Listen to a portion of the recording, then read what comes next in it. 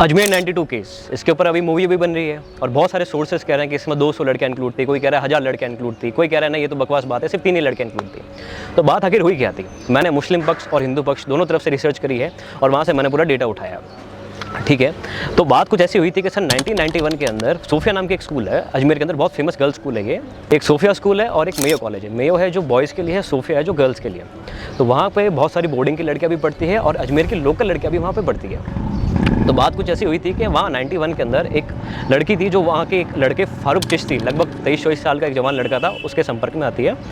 कुछ बातें ये कहती है कि नहीं उसको कोई लड़के छेड़ रहे थे तो फारूक ने उसकी हेल्प करी थी, और कुछ लोग कहते हैं कि वो एक पार्टी में मिले थे। ठीक है, तो बाद में उनके बीच में थोड़ी नज़दीकियाँ बढ़ती है और चूँकि फारूक चिश्ती एक बहुत ही पावरफुल फैमिली से आ रहा था, बहुत रिच फैमिली से आता था, तो उनके पास उस टाइम में भी कार, जीप, जोंगा वगैरह हुआ करती थी। तो एक दिन वो उस लड़की को अपने फार्म हाउस पर बुलाता है, दोनों फिजिकली संबंध बनाते हैं। तो उसके बाद में क्या करता है फारूक, उस लड़की की आपत्तिजनक फ़ोटोज़ ले लेता है और जब उसको अगली बार मिलने के लिए बुलाया जाता है तो उसको वो फ़ोटोज़ दिखाता है, उसको ब्लैकमेल करता है और अपने साथ के 2-3 लड़कों के साथ भी वो ज़बरदस्ती संबंध बनवाता है। तो वो लड़के फिर उसको ब्लैकमेल करते हैं कि तू हमारे लिए 2 लड़कियाँ और लेके आ। ठीक है, वो लड़की पूरी तरीके से उनका ट्रैप में फंस चुकी थी, वो ऐसा ही करती है, वो उन 2 लड़कियों को लेके आती है और फिर उन 2 लड़कियों के साथ ज़बरदस्ती संबंध बनाया जाता है और उनसे भी 2 लड़कियां लाने के लिए कहा जाता है और इस तरीके से ये पूरा ट्रैप होना शुरू हो जाता है। कई 100 लड़कियां इसके अंदर इस स्कैंडल का शिकार होती है।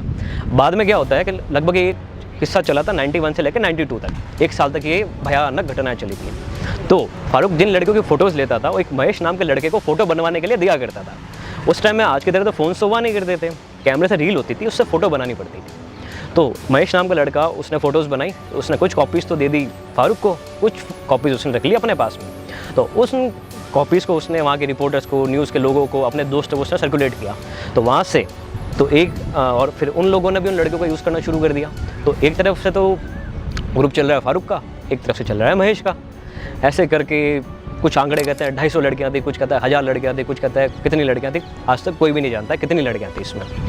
बाद में इस बात का पता दीनबंधु चौधरी नाम के आदमी को चलता है, जो उस समय नवज्योति के अंदर एडिटर हुआ करते थे। तो वो उसके बाद सबसे पहले एक आर्टिकल छापते हैं और सबसे पहले स्कैंडल लोगों के सामने आता है कि भाई साहब इतना बड़ी चीज़ चल रही है हमारे अजमेर के अंदर। और कुछ दिन के बाद में संतोष गुप्ता नाम का आदमी भी सेम चीज़ पर आर्टिकल लिखता है और उसकी गोली मार के हत्या कर दी जाती है। तो जैसे ही संतोष गुप्ता की हत्या होती है, पुलिस तुरंत एक्शन में आती है, लगभग 12 से 13 लोगों को इसमें पकड़ा जाता है। तो जैसे ही 12-13 लोगों को पकड़ते हैं, धीरे धीरे इसकी कड़ियाँ खुलनी शुरू होती है। और इसका आलम ये हुआ था कि कोई बाप अपना बेटी को अजमेर देने के तैयार नहीं था उस समय में, और कोई बाप अजमेर से अपने बेटे के लिए वहाँ की लड़की लेने को तैयार नहीं था।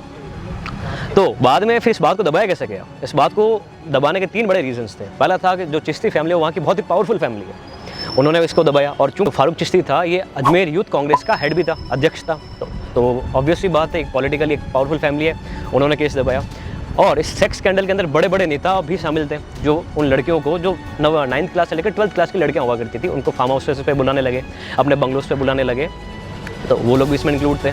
और उस टाइम की जो तत्कालीन सरकार थी वो भाजपा की सरकार थी और उस टाइम राजस्थान के सीएम थे भैरव सिंह शेखावत। तो उनसे लोगों ने, जो बेटियों के बाप थे, उन्होंने रिक्वेस्ट करी कि नहीं प्लीज़ हम समाज में मुँह दिखाने के लायक नहीं रहेंगे। तो वहाँ से केस को दबाया गया और जो उस समय की सरकार थी उसके ऊपर केंद्र सरकार से बहुत ही बड़े लेवल का प्रेशर आया था। तो ये कुछ 3 बड़े बड़े रीजंस थे। लेकिन इस स्कैंडल के अंदर लगभग 6 लड़कियों ने सुसाइड भी कर लिया था और फारूक चिश्ती और जो 12 लड़के थे उनको सबसे पहले जो यहाँ की हाई कोर्ट है वो उनको लाइफ टाइम अमेंडमेंट यानी कि उम्र कैद की सज़ा देती है। बाद में धीरे धीरे 2014 के अंदर उनकी सज़ा को कम कर दिया जाता है और लगभग शायद फारूक चिश्ती को तो अब छोड़ भी दिया है। तो इतना बड़ा ये स्कैंडल चला, कितनी लड़कियां पता नहीं इस केस में, इस स्कैंडल में फंसी है, कितनों की ज़िंदगियां बर्बाद हुई, आज तक कोई भी नहीं जानता है। अगर आप भी ये मूवी देखने जा रहे हैं जिस पे मूवी बन रही है, सब कोई बात करेगा, बहुत लोग उड़ के आएंगे कि नहीं यहाँ तो 3 ही केस हुए थे, 4 ही केस हुए थे, बट कितनी लड़कियां इंक्लूड थी आज तक कोई भी नहीं जानता। दोस्तों वीडियो पसंद आया तो इसे लाइक कीजिए, कमेंट कीजिए, सब्सक्राइब कीजिए और ज़्यादा से ज़्यादा लोगों में शेयर कीजिए। Thank you so much.